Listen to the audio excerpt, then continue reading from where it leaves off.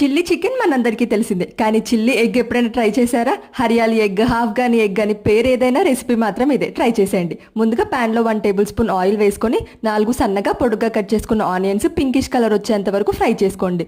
అల్లం, వెల్లుల్లి ఇంకా పచ్చిమిర్చి వేసుకొని జీడిపప్పు కూడా వేసుకొని ఫ్రై చేసుకొని ఇలా కోర్స్గా గ్రైండ్ చేసుకున్న తర్వాత కరివేపాకు, కొత్తిమీర వేసుకొని మెత్తని పేస్ట్లా గ్రైండ్ చేసుకోవాలి. ఇప్పుడు ఆల్రెడీ ఉడికించుకున్న ఎగ్స్కి జూపిటర్ లాగా ఘాట్లు పెట్టుకోవాలి, లేదా పొడుగ్గా అయినా పర్లేదు.